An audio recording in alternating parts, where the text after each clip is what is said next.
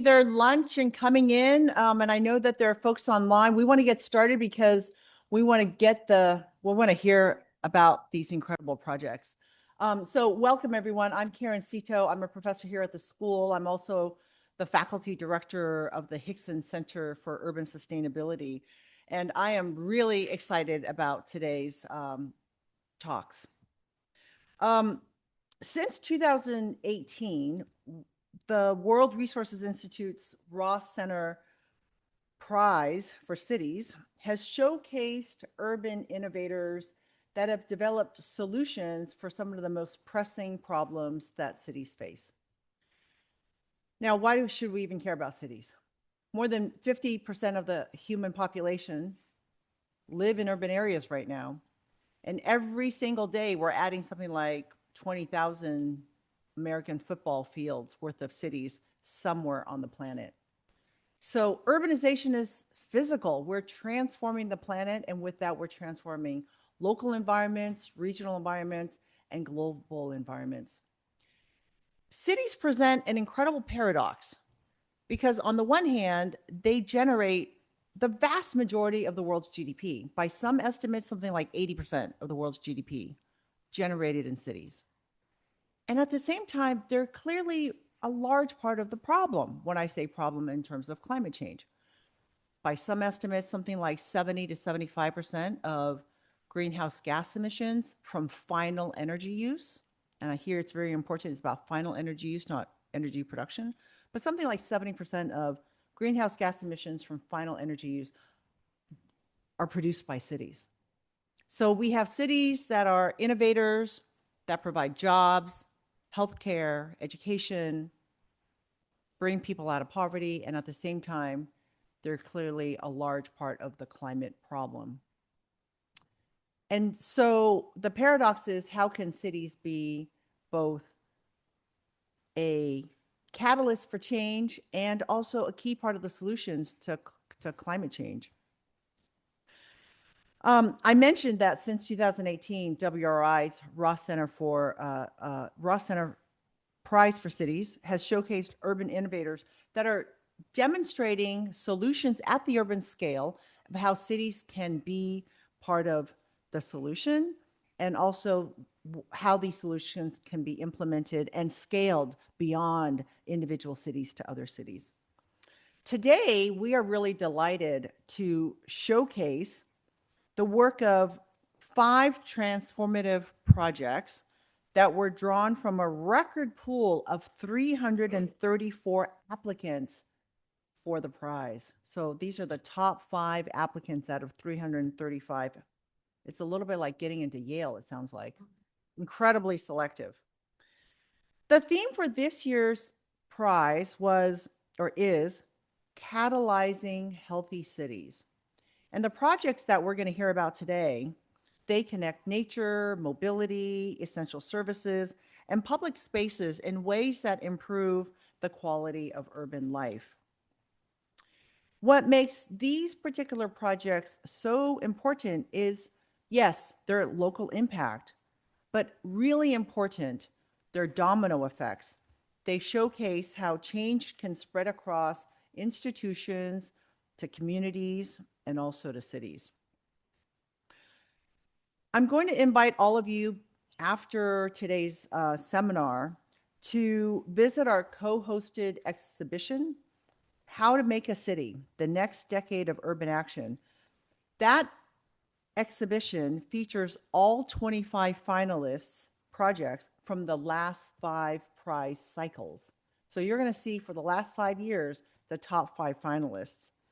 This exhibition is currently in Sterling Memorial Library.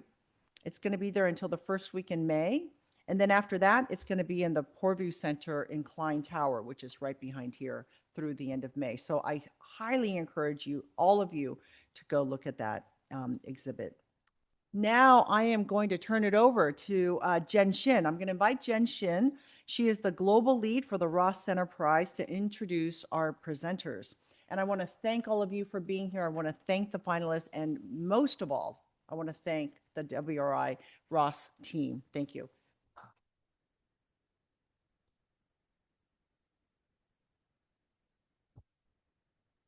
Good afternoon, everyone, and happy Earth Day. As Karen mentioned, I'm Jen Shin. I'm the global lead for the WRI Ross Center Prize for Cities. It is such a joy to be back here in Kroon Hall on a Wednesday, especially for the BIOMES lecture series. Thanks so much to the Yale School of the Environment, the Hickson team, Colleen, Ian, and Karen for convening today's workshop and events. Over the past 6 months, my team and I have had the pleasure and privilege to get to know each of the 5 finalist teams of this cycle's prize. It's been such a joy to get to know their work, their cities, them as individuals, and just the tenacity that is driving them forward. So it is my pleasure to introduce each of these extraordinary teams here today. We'll start with Ruben Brooks, representing Atlanta, USA. He will be presenting on the project Atlanta Beltline. This fantastic initiative demonstrates how cities can tackle large-scale urban redevelopment to fight sprawl and create connected, low-carbon public infrastructure that also translates to shared prosperity for all. Everyone, please welcome Ruben Brooks to the stage.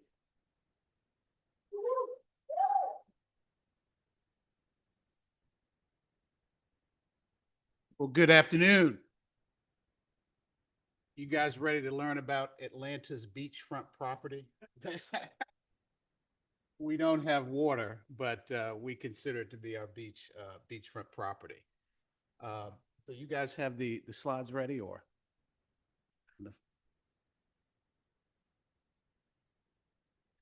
One small note I feel like with this recognition from the Ross Center, I feel like the Beltline's going international, right? And that's something that our boss has always wanted. He feels like the project is not as well known outside of Atlanta as it deserves to be. And my communications vice president this morning alone, she is so excited because the National Geographic just published an article on the Atlanta Beltline. It's entitled, This Network of Trails is the Best Way to See Atlanta. And she indicates she could not be more proud. So we continue to be excited about our beachfront property. Next slide. Here we go. Let's do that. All right. First thing you notice here is major congestion, right? And this is downtown Atlanta. I live probably 2 miles from this location. In Atlanta traffic, I've been in Atlanta for a little over 25 years. It was a lot easier to get around back then. The traffic is crushing today.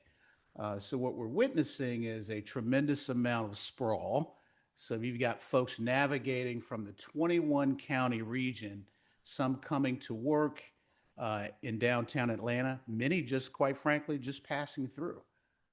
So when this typifies the value of the Beltline, that you don't have to get on the congested streets to walk, bike, tour, and have fun on the Beltline. The other thing that I think about when I look at this slide, you know what I think about? Greenhouse gas emissions, right? And that's the beauty of the Beltline project.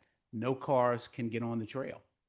And so a few months ago, I looked at a slide and it talked about greenhouse gas emissions. It said most of that comes from transportation. About 28% of greenhouse gas emissions comes from transportation. Right around 25% comes from other industries producing whatever they're producing. And then you've got 10% as agriculture, and then another 15 or 13%, I think, is residential and commercial. So you can see how much pollution cars, trucks, and the like actually emit, and the damage that's done to local cities. This is where the Beltline adds value. All right. So what we have here, I said the other day, it really began as a grassroots effort to essentially repurpose obsolete infrastructure, largely freight rail, right? And you can see that here. So we wanted to show you a slide of what it looked like right around the time we started developing and repurposing the trail. The legislation was produced and signed right around 2005 that allowed the Beltline to move forward. And that's when the tax allocation district funding, which is that permanent revenue stream that I said. It's a tax around uh, uh, residents around the Beltline, and that tax goes through completion for 25 years. Huge source of revenue for us. Without it, we would never be able to finish the trail. There are other revenue sources as well.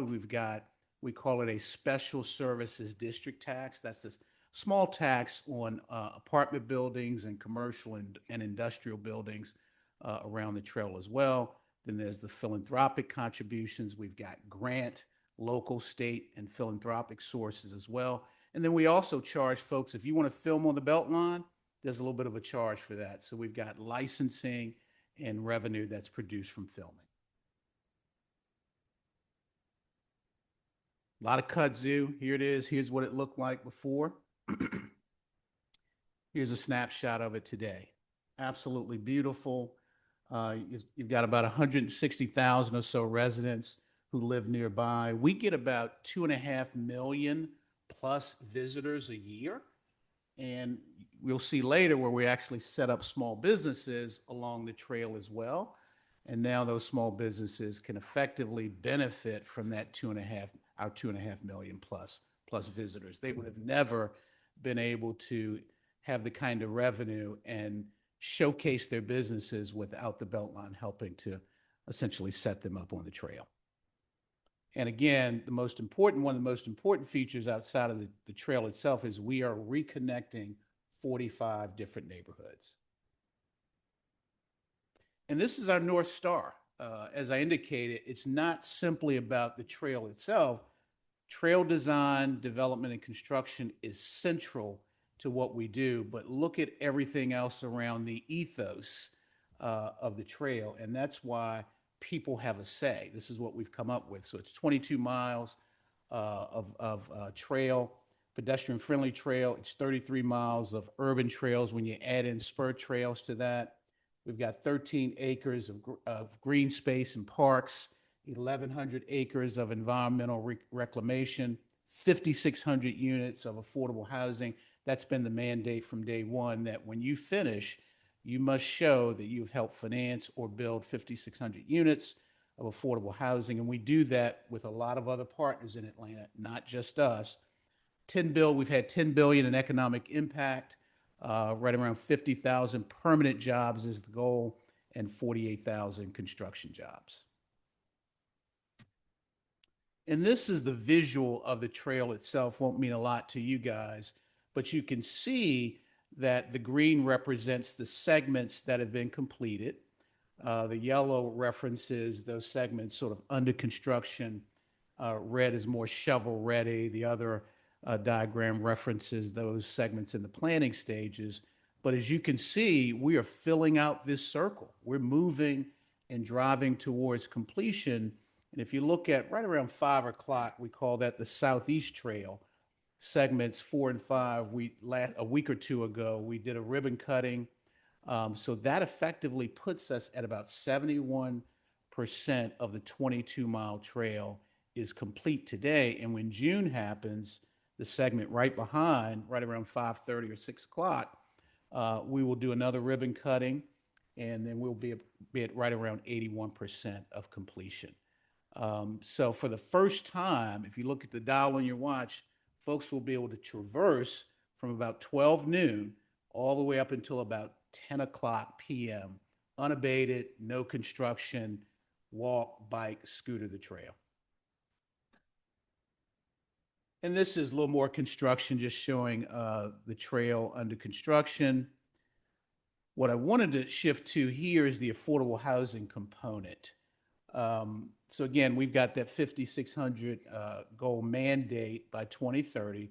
We currently stand at 4,425 units that have actually been completed and delivered. So we're right around 79% of our goal, and we're hitting that goal out of the park. But again, I want to emphasize that we do this work with the help of partners like Invest Atlanta. That's our economic development arm. Some of our developers, when they purchase land and get ready to build, they may want a tax abatement.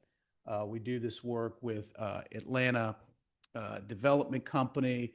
They help us sort of provide the vouchers Atlanta Housing Authority for affordable housing as needed. So this work, we don't do it alone. We have a host of partners. And it's also the mayor's, one of his key objectives. He wants to make sure that we produce 20,000 affordable units at the end of his 8-year administration.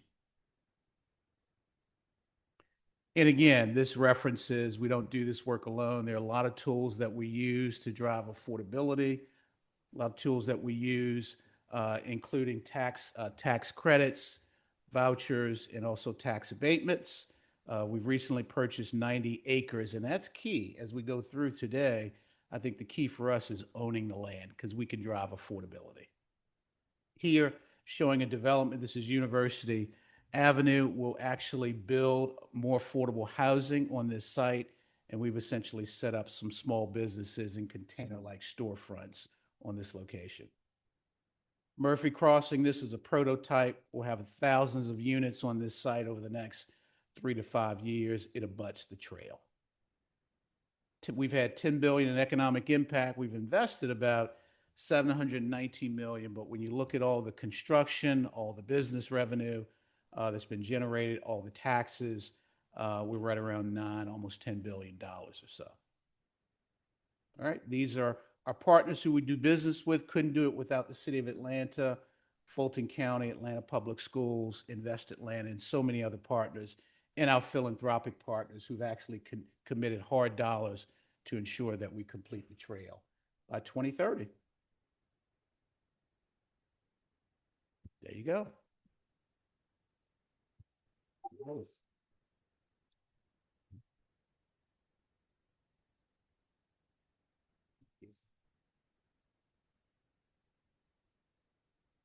Thank you so much, Ruben. I'm really looking forward to diving deeper into some of these mechanisms that you flashed on the screen later this afternoon.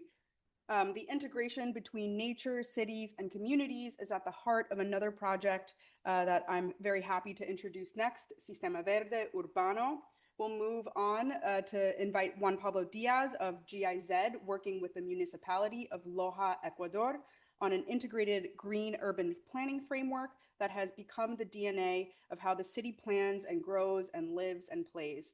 Please join me in welcoming Juan Pablo Diaz to the stage.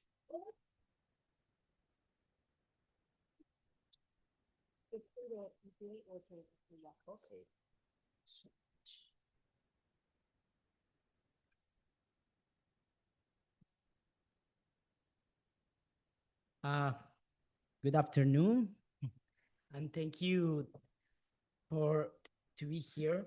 Okay, thank you. Thank you to be here, and thank you WRI for recognizing the work we are doing in our cities to improve the quality of life or for our citizens. Okay, and well, thank you for the opportunity to share today our experience about the urban green system. Is a project made with three main three main stakeholders. That was the municipality of the city, the university, Technical University of Loja, and GI said like international cooperation. And the structure of this green urban system is based in three principles: ecological connectivity, climate adaptation, and spatial equality. This ecological connectivity means that we have we had isolated parks, isolated rivers, isolated green spaces, and we try to connect this to have access around the city in every part of the zones. Climate adaptation use the green infrastructure, the mountains like natural borders to stop the sprawl of the city. And finally, spatial equality to make that people can access a good quality green spaces. This is a plan for a strategic for interconnect this network and conserve the ecosystem functions while delivering direct human benefits. And this is how we design the project. We have service in the natural space, like regulate climate and water, the source of water in the city. Then we have providing services like agriculture, source, food, and another source of goods in the city. Try the extensive agriculture around the city and urban intensive in the city. And finally, we have all these service in the urban area through the artificial city parks, like small parks, pocket parks, that allow us to access that all neighborhoods of the city to good quality spaces. Then we work in three scales of the plan of the city. First one is the natural natural system, that is a macro system that natural resources of the city helps us to have access environment in the primary rivers and protect all the sources of water. Then we have an interface system that is the buffer of the city that reminds and uh, allow us to transition between the nature and the urban area. And finally, the urban system that is the city, when we will have parks and different areas that the people can enjoy. Um, this natural protective ring is like a belt that surrounds the city, and the park ring is the natural mountains and the national parks that provide our natural systems. Like the buffer interface, that is when we have these special zones that with agriculture, livestock, and these um, tasks that provide another kind of sources to the city. And finally, we have the nodes in the urban area that allow us to have access to these hydrological connectors, mobility corridors that connect the city through the cyclopaths and spaces to walk. And we have two in the urban area, these mega parks that provides natural areas for enjoy the space, and urban parks to use the spaces for exercise, walk, play, and this. And the integrated grid system is this all this planification for until 2030, and uh, we want that all these green areas are ready to the people enjoy. And finally, this have to work with this two corridors, environmental corridors, recreational corridors. The environmental corridors is like rivers and these special paths with nature.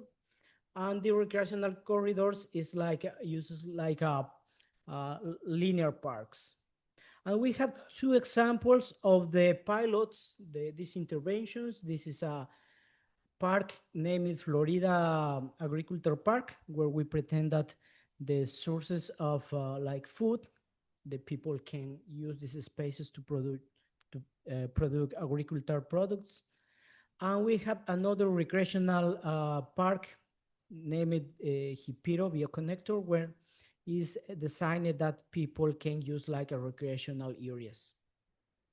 And finally, for 2030, we want that the 100% of the provisional food can be the arounds of the city.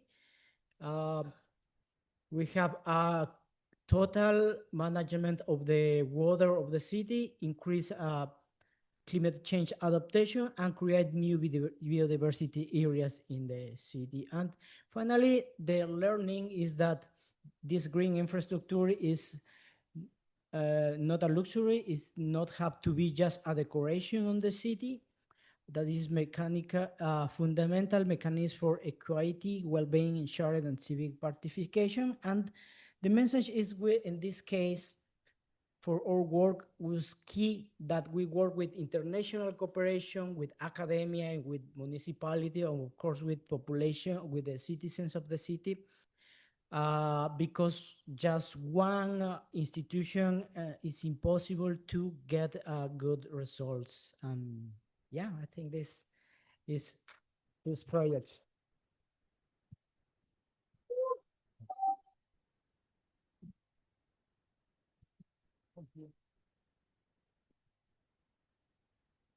Thank you, Juan Pablo. If any of you ever has an opportunity to visit Loja, it is one of the greenest places you will ever see. It's truly so beautiful, and part due to the Sistema Verde Urbano. Thank you, Juan Pablo. Next up, I'm very happy to introduce a project called Revitalizing Informal Settlements and Environments, or RISE, in Makassar, Indonesia. In this project, deep community engagement and with both the community and government partners has led to a methodology where water and sanitation improvements have not only led to healthier and safer environments, but also improved public spaces and dignified living conditions for all residents. Representing Monash University, please welcome Tony Wong to the stage.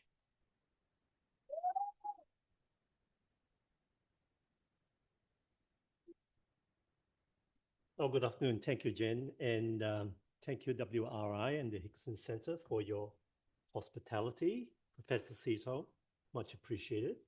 I'm here to represent the RISE team to talk about our project. And for that, I'd like to acknowledge first Professor Diego, Kerry Birch, Intan, and Ilham from our RISE team that make that 16,000 kilometers to come and share this with you.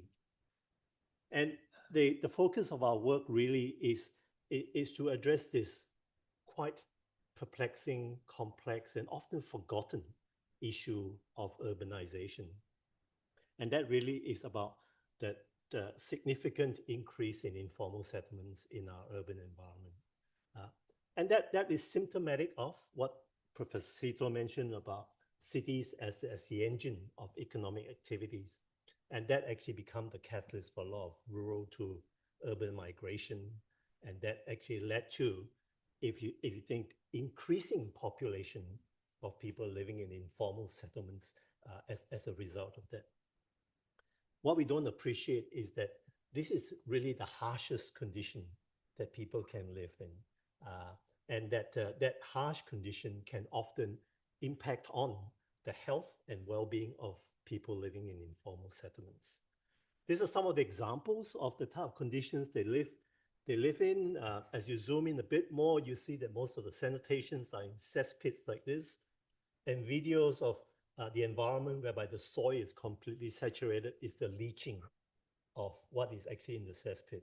And that is the kind of exposure that many of these communities actually live in those really harsh environments. But they are also subject to significant flooding. And this is another snippet whereby not only are they exposed to contamination from poor sanitation, they're exposed to contamination from flooding, from other external catchments that bring a lot of their sewage pollution into these communities. I finished the video with a shot of what a toilet looks like under floods. And it gives you a sense as to how the environment they live in is in fact where a lot of the pollution could be generated. Yeah, poor flooding conditions actually means that every time it rains, it becomes the convergence of all of those issues. And in many of these sites, they don't drain well. So the inundation is prolonged, and therefore the exposure is prolonged. Symptomatic of that kind of impact really on their health is manifold. But we, working with our medical colleagues, are basically identifying that fecal oral contamination of the communities actually are the most significant health impact. Some of the symptoms that we often see but perhaps do not relate to the fecal oral contaminations are what you see on some of the pictures. Inflammation of your gut is actually one that we often wonder why you see children in poor communities actually having those symptoms. The picture at the bottom is really about the fact that many of the residents actually access to their home, wading through mud, inundated water, and they're constantly exposed to that contamination. You can see it, how infection that they get in their leg. But the real silent killer to all of this is that fecal oral contamination actually impact on your cognitive development in children. And when you think about many of the people that live in informal settlements for 2-3 generations, it's actually a death spiral in terms of their inability to get out of poverty because of poor cognitive development. So we very quickly identify that the health is really chronic. It's one of those silent background impact that you don't know it hits you until it hits you. And we recognize that there's a lot of work done, but not enough to actually look at the causal relationship of those health impact.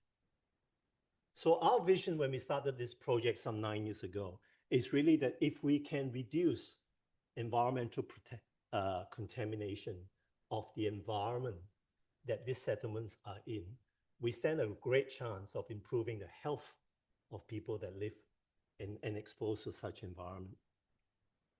I'd like to now. Salah satu prasyarat hidup sehat itu adalah lingkungan tempat. Jadi dengan adanya perubahan pada lingkungan, itu akan berkontribusi terhadap fondasi dasar untuk sehat.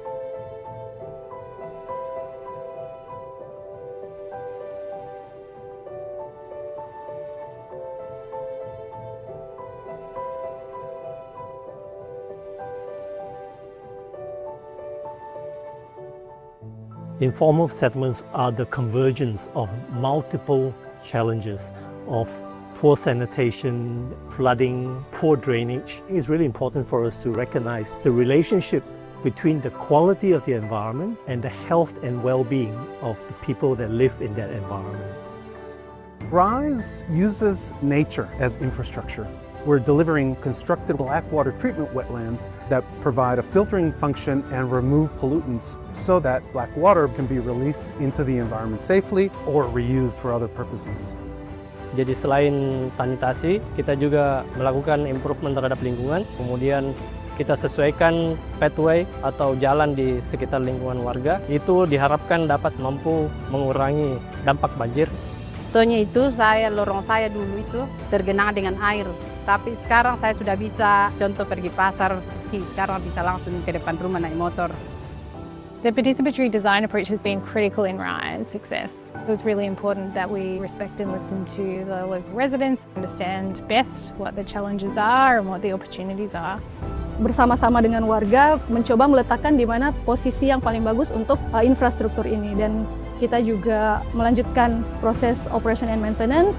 Jadi proses kolaborasi di sini sangatlah kental.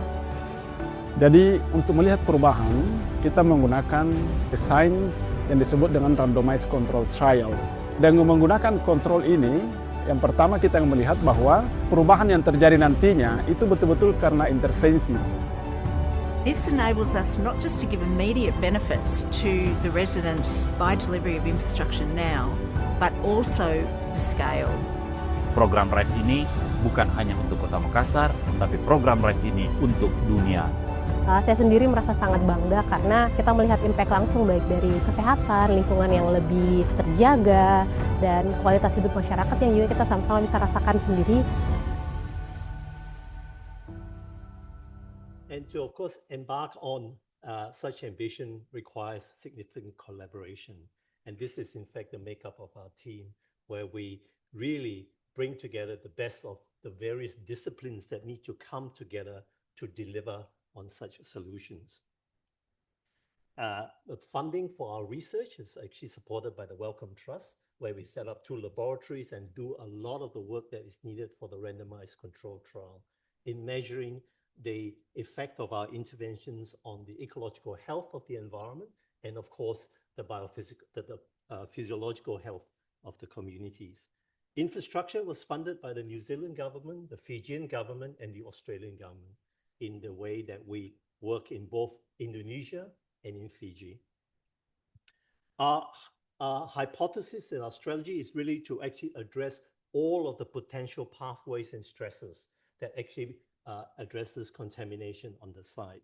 And we addresses flooding in terms of how can we improve the flooding and reduce the exposure of residents from flooding impact. We, of course, improve sanitation, eliminate open defecation, and actually provide safely managed sanitation to the community. We look to improve the environment quality through water quality improvement of the environment they live in, better drainage to make sure that communities are actually removed from the exposure of contamination from external of the catchment. We look at water sources, improving water supply, and finally, we look at how that water that is managed in the community can become a resource for productive landscape to improve the microeconomy of the communities in that settlement. Our research, our program is a combination of both our research and, of course, our design and intervention. Our co-design with the community is guided in the sense that our technical input provide the framing of what a co-design process would be, and then we work with the community, and in the process, actually the community become a lot more aware of their exposure and their vulnerability. Just looking through this very quickly, time's running out, really is what we have been able to achieve. I just want to make the point, the power of demonstration. We started our project building demonstration projects, and then we bring our communities that we are working with to that demonstration project so they know what they are up for. We bring government to that demonstration project. So those demonstration projects was actually funded by Monash University, and then through that, we were able to then get the government and community buy-in to do this work for the 5 communities. I'd like to finish very quickly with the time I have in terms of what exactly do we do? It is not just a water and sanitation process. We work on basically 2 principles: to eliminate fecal contamination where we can, and if we can't, to reduce exposure. And our entire intervention is driven by those 2 principles. And we work on, in Indonesia, 5 settlements in addition to the demonstration settlements. Just to give you a sense of it, in terms of elimination of fecal, in situ fecal contamination, we build toilets when it's needed. We try and avoid communal toilets for safety and for security. And of course, toilets that are in very low-lying areas, we ensure that we capture the waste and that waste doesn't actually go into the ground and the soil. We capture it and then able to transform it to or transport it to a place where it can be treated with nature-based solutions well, such as this example in here. We also look at how we improve on the drainage. And this is just a number of pictures of different forms of wetland implementation at different scale, even at modular scale in really tight environment where we are able to have modular wetlands that are actually inputted with minimum construction disruptions. But also more importantly, we provide water supply when we can. The second initiative is to avoid and reduce exposure where we can. This is an example of where when people used to wade through flooded water, flooded contaminated water to their community, we now actually build access way. Poor drainage in those laneways that are really the cesspool of contamination, we improve the drainage to that to again reduce the type of exposure communities are up to. Another examples of that.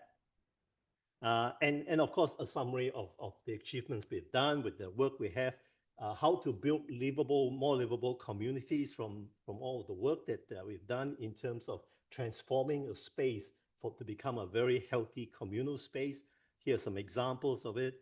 And I really like to finish with this slide in terms of what have we been doing in the last 9 years. What are the stepping stones of proof of concepts that we need to work through, ultimately leading to the randomized control trial? And this is an example whereby, as I mentioned, the power of demonstration in getting buy-in from community, getting buy-in from government is absolutely important. It is not enough to just say we've done it in Melbourne, we've done it in Singapore, and therefore we should be able to do it in Indonesia. We actually have to build a demonstration to get people in.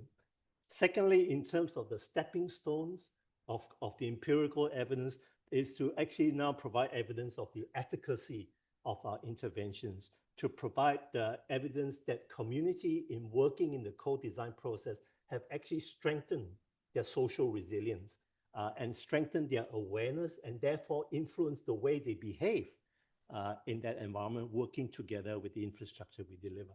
And of course, finally, we are now towards the last 6 months of our randomized control trial, waiting really to see some really positive results from a health perspective. But from a lot of people that we have spoken to, the fact that we have moved up this impact chain through a series of cascades of evidence is evidence enough that there is now a real appetite for thinking about how we can scale this up beyond the 6 communities that we work in, which leads me to this slide about what's our ambition for scaling. Scaling really requires us to think about 3 things. How do we optimize and how do we further advance our intervention and therefore keep our costs down? How do we look at training and building capacity in our communities to make sure that the impact can be delivered by local practitioners? And finally, how do we reach out to other communities, other cities? I'd like to just finish up with a note of thanks and to acknowledge the team. It's a big team. You can look at the picture. They are a crazy team, but we love them to death and they are incredibly passionate about the work and the mission they are on. Thank you for your time.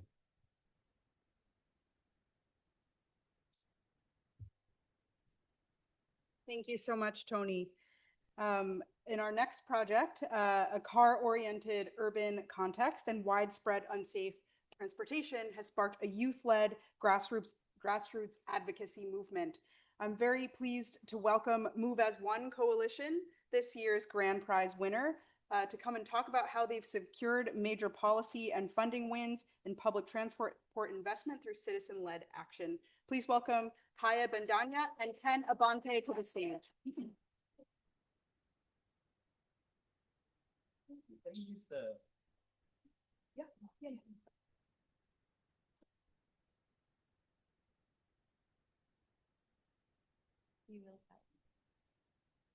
Hi, good afternoon, everyone. Yes, good. We are Ken and Haya. We are from the Move As One Coalition. We're a coalition of 140 organizations and 77,000 individuals fighting for safe, humane, and inclusive public transport in the Philippines.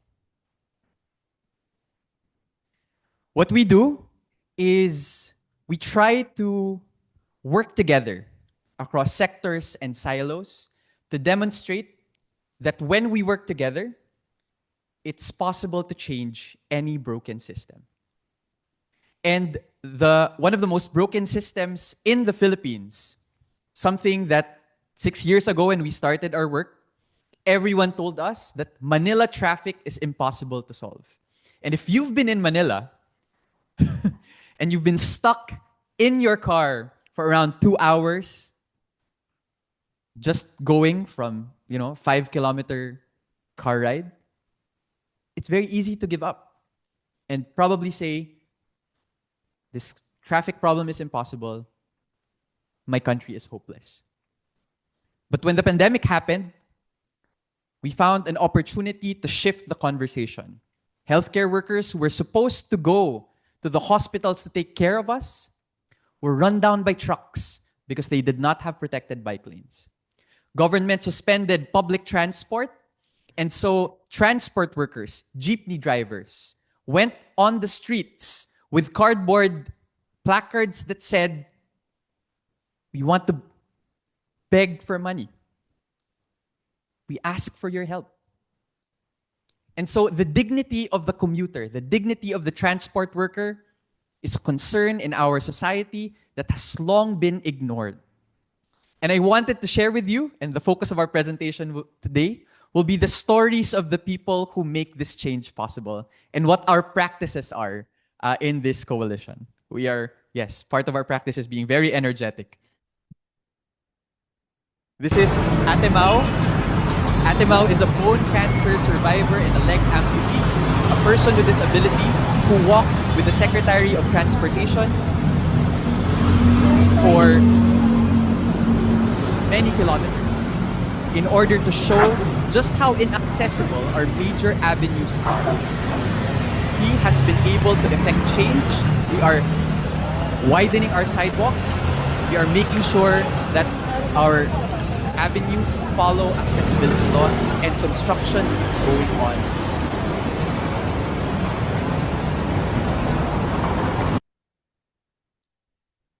Dr. Robert C., a transport planner, literally claimed his space in the House of Representatives 2 weeks ago to push for sustainable mobility initiatives as responses to the oil crisis. This is him, basically in the seats where all people in Congress should be. He is really claiming our rightful space and place in governance. And because of our interventions, government is making a widespread nationwide implementation of service contracting that will change the business model of transport workers so they do not have to beg on the streets every time there's an oil crisis or a pandemic or flood. Karen and Rosar Crisostomo, a couple who met in a public utility vehicle and have been bikers their entire lives, have 3 children who are all bikers. Ate Karen in particular teaches members of our community to bike. Many of our members and our young mobility leaders that we train were taught by Ate Karen. She led the women-led bike ride last month with our Undersecretary of Public Works. And right now, we are going to improve our bike interchanges in our major highways. It's going to happen. Real people, real stories of change. Yeah, it's gonna be so this one is Abs Modales. Megna has met her. So that's Abs and Tita Weng. Tita Weng is Abs' mother. She is a single mother of 2 beautiful daughters. And she is clinically diagnosed as obese in the Philippines. So it's very difficult for Abs' mother, Tita Weng, to navigate our space, to be able to cross the streets, to be able to cross our roads. So that's why Abs joined the Move Us One Coalition. She wanted spaces to be just, and she wanted spaces to be safe and accessible for people like her mother. Last May 2025, in the middle of summer heat, Abs led the 23-kilometer walk in EDSA, the longest thoroughfare in the country, just to prove that EDSA is unwalkable. And last for our feature of people is Jaime Aguilar. He is a paratransit driver, so he used to drive the tricycles in Metro Manila, who eventually became a union organizer. And what he does is that he brings in the many public transport workers and union organizers into the coalition. So next, we want to show you a little bit of a glimpse of how we show up for each other in the movement, just so the stories of our individuals in our community is humanized. So, first one of showing each other is moral support. This is it's pink, it's my Viber screen. So if you look at it, I was contacted by one of our largest media to have an interview about the Carmageddon situation in Metro Manila. And Sir Robbie said he's sorry, Ab said he's sorry, she can't make it because it's 5 a.m. Will, one of our nerds in the coalition, has never interviewed in TV, said that it's walking distance from where I live, but I don't know the talking points. If they ask me for specifics, I don't know what to say. Ate Mao, which you've already seen earlier, says, I will give you talking points, Will. And then, Ma'am Dina just sent a random file of all the talking points that she prepared. No one prompted her. She just sent it and said, here, Will. And then everyone is cheering. And then Jezza up there says, I can join you, Will, either as moral support or also as a guest. And less than 24 hours later, here is he, in the interview, live on TV with the Department of Transportation Secretary himself. His first time to be interviewed with all the community members supporting him. This is them. Jezza woke up at 6 a.m. also, went to the station. She has no other participation. Literally, she was there to make sure that Will is supported, to give Will that boost and tell him, go, go, go, Will, you can do this.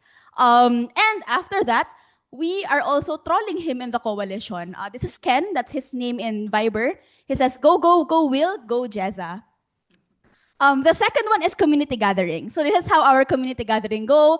Marv, just drop by the location and the place, December 14, Milas Cafe. Please confirm your attendance. That's December 4. 10 days later, we have 56 names enlisted.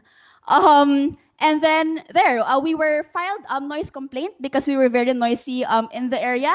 I have my watch kept telling me that it is a very unhealthy decibel already in the space. But we show up for each other. We make sure that when there are community gatherings, we are there for each other. Megna has seen and experienced the best of it. And to the point that we make sure that, this is Jibel, she said that they had the second to the last train. Others had the last trip to Etivac, and you can see they bike very late in the evening because they really stretched out their time and went home past midnight or before midnight to be able to spend time with the community. And then mobilizations and protest. So what I wanted to highlight in this chat is that I invited people to join a gathering or a mobilization meeting. And the number one option, letter A, we have 7 people who confirmed that they wanted to co-organize. But on the time of the meeting, 15 people showed up. So the problem of the coalition is that more people are showing up more than the confirmations, and people really want to participate and organize, and everyone is just very willing to help. And this is the picture of the EDSA walk. We changed the narrative of how EDSA is. We walked 23 kilometers. We generated so much news channels during this time. And it is the first time ever that a transportation secretary said on live television that EDSA is unwalkable and really changed the narrative of our streets. And it is also when we ask the community to reclaim our spaces, we actually do it together. So if you look at this one, that is our bikers. This one is also us, our bikers. So we kept on reclaiming that space. And then grassroots democracy. As is the only one who needs to be there, but on site, there are random gremlins and trolls who are there uninvited, just making sure that ABS receive the actual support within the Senate hearings. And on Viber, we are also watching her live from the Zoom and live stream and make sure that we really support each other, and no advocate is ever alone in the coalition. So this is us knocking on Senate, uninvited again, just making sure that we knock on their doors and they have no choice but to open their door for us. Last minute. Thank you, Haya. So what do we celebrate? Of course, celebrate the people, but what have we worked hard to win in the last 6 years? We are changing very important systems. One of which is a system of car-centric public budgeting that has made our cities unhealthy and unsafe. We did research, 2.8 trillion pesos, 50 pesos to a dollar, was spent on road infrastructure. 99% of that went to road construction, widening, and maintenance, which of course has led to much greater congestion. Only 1% of that 2.8 trillion pesos over the past decade was invested in expanding public transport supply. No wonder Manila is Carmageddon. Welcome to the gates of hell. This is basically one of the reasons why. This is a public financial reason why. From near zero, we got over the past 5 to 6 years almost $1 billion in actual investments in public transport expansion, bike lanes, service contracts for transport workers, and a subsidy for jeepney drivers who want to transition into more environmentally compliant vehicles, 812 kilometers of protected bike lanes all across our major cities. The first bus rapid transit, pseudo bus rapid transit called the EDSA Carousel, that serves 65 million passenger trips annually in our busiest corridor. More than 100,000 workers benefiting from service contracts, and part of what we're extremely proud of, 150 young leaders all around the country that we've trained to lead their own mobilizations. Young people who are protesting against the largest conglomerate, among the largest conglomerates, who wants to build an expressway on top of the Pasig River, where many cities are in fact dismantling those expressways. 16 research and policy papers. I love papers. Thank you, Yale School of Environment. And most importantly, scaling deep, really understanding and really flipping the script. We got our president to say this is the end of car-centric development just a few months ago. Secretary of Public Works is joining us in our walks, in our bike rides. One of our heads of the major agencies is basically also riding bikes with us and saying we need to invest in sustainable mobility and sustainable public transportation. So this is us, Move as One Coalition. We are claiming our streets.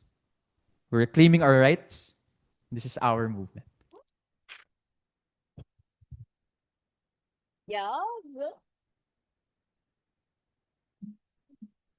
Thank you, Ken and Haya. It's amazing to see how you've mobilized so many from protest to action. We have one more speaker. Please stick around if you can to hear from Nairobi, Kenya, where we'll hear from Angela Wachuka representing BookBunk. BookBunk is taking a deep listening approach to creating palaces of the people, one library at a time. Please welcome Angela Wachuka to the stage.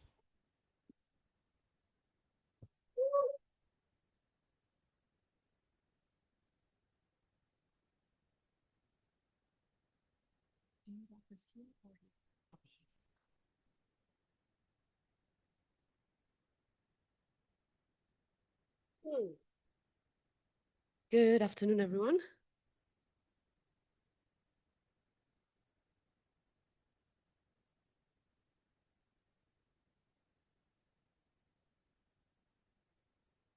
Do I use this?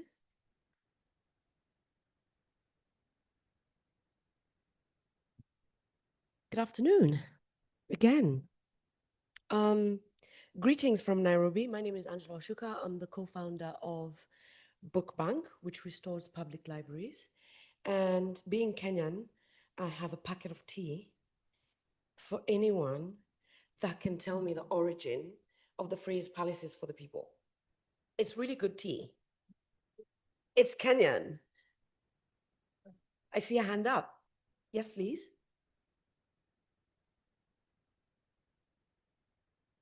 I'll accept it. Eric Lindenberg is a wonderful professor at NYU who's written a book called Palaces for the People. The original phrase came from Andrew Carnegie, who funded the construction of 2,500 public libraries across the world, majority of which are based in the US. But I will accept Eric Lindenberg.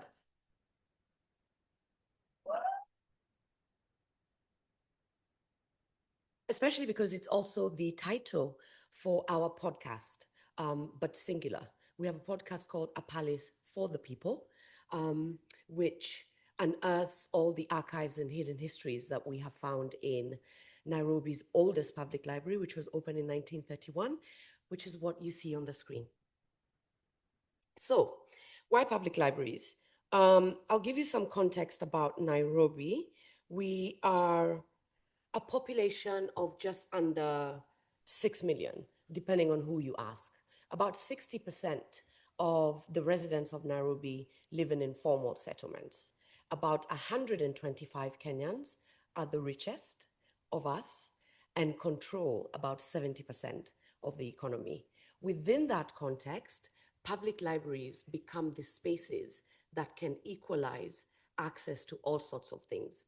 And that's the kind of forming basis under which BookBank exists. And so this city has grown rapidly. I was speaking the other night about our population as Kenyans. We're looking at a median age of 20. We're very young. Nairobi itself is very vibrant, very young, growing rapidly. But exclusion is a really, really, really big problem for us. And so we restore public libraries into community hubs, and we do this under partnership that took us about 2 years to figure out because there simply wasn't an existing template for it. And so we partner with the county of Nairobi. We happened to do this at a time that was quite timely. In 2010, Kenya's system changed into a devolved system. And so we have 47 regions across the country. But essentially, all 47, which we call counties, are self-governing in the sense that they control their own public infrastructure. What that means for our model is that we're able to test it with the county government of Nairobi, which is the capital city, And then the idea is to expand to the other regions as well. Now, these libraries, the context was that a lot of them were built under colonial planning. And so where they're located is also something interesting to look at if you lay them out. They tend to be problematic in terms of access. In fact, Nairobi's oldest public library, like I said, was opened in 1931, but it wasn't until 1958 when ordinary Kenyans could use it. So that library was built specifically for European settlers, British to be specific, and built by the colonial government for their own use. And so when you're talking about making these spaces inclusive, and the words free, trusted, and open to all are actually words that we got from our users when we've surveyed them before we started off on the project. And they became kind of foundational tenets for what we do. We work under these sort of three headings. Library transformation is the most capital intensive because we transform the architecture. Again, we ask a lot of questions. We always begin with research. What more can this library do for you? How would you like to see it functioning? What services can be offered to you that are actually of a help to you? Recently, we surveyed 424 people in a neighborhood where we restored a library 4 or 5 years ago. And we found that the data that we had collected at the beginning of the project has really shifted. People are talking a lot more about livelihoods and access to employment. And so the programming that we offer in terms of, as part of our community engagement, then really changes to address the needs that community has. But in any case, library transformation is one of our tenets. And then we've got knowledge access. This library, the oldest one in Nairobi, holds some of the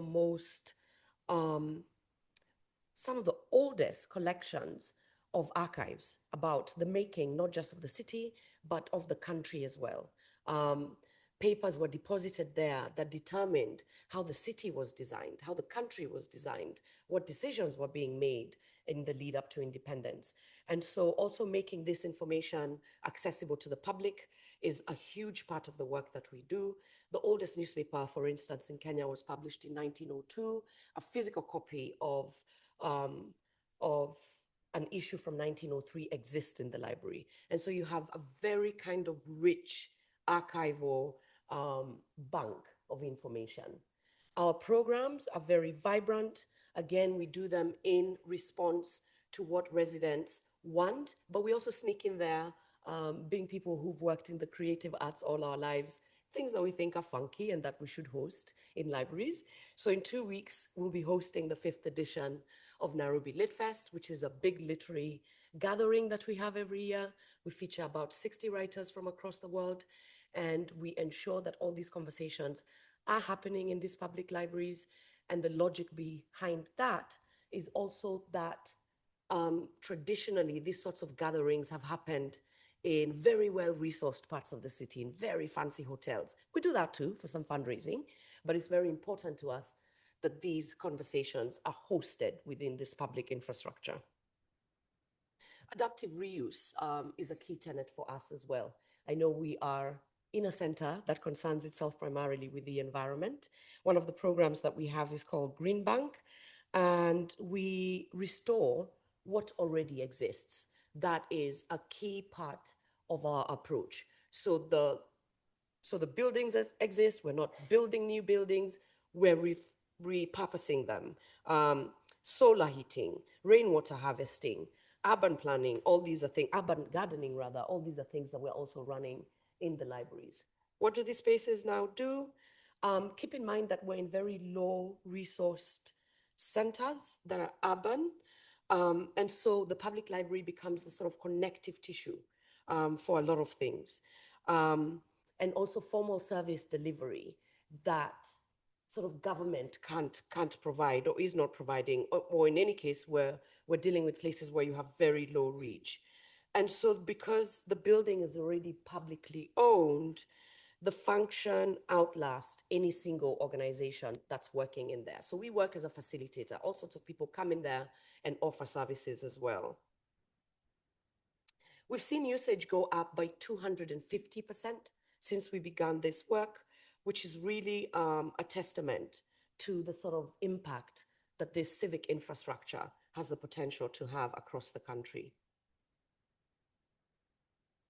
One of the things that we really suffered from, and I use the word suffer quite intentionally when we started the project, is the lack of data. We didn't know how many public libraries exist across the country. We didn't know what collections exist in the libraries that exist. And so what we set out to do over a 5-year period, it did take us quite a while, was map out all the public libraries across Kenya. So we have this as a resource on our website. You can search about information to do with your nearest public library, what services it offers. For us, it also provides us with a blueprint for scaling across the country when we're ready to do that. And the durability test, when our particular involvement in a library ends, we've embedded so much community engagement in what we're doing. The people that run the library actually live in those neighborhoods. And so we imagine that the ownership is something that can carry on. And so what we do really is provide stewardship. If you're ever in Nairobi, look on Airbnb. We're listed as one of the experiences that you should have in the city, and we'll take you on a tour. Thank you very much.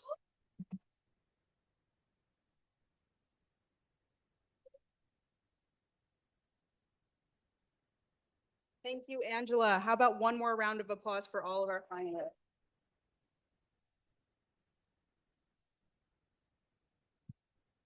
Thanks so much, everyone, for joining us. While the lightning talks portion of our program is now over, we do welcome you, anyone who wants to continue to learn about our prize finalists, to join us across the way in the Knob, where we'll be hosting a small workshop with all of our teams this afternoon. So you're welcome to listen in as long as you'd like. Thanks for joining us.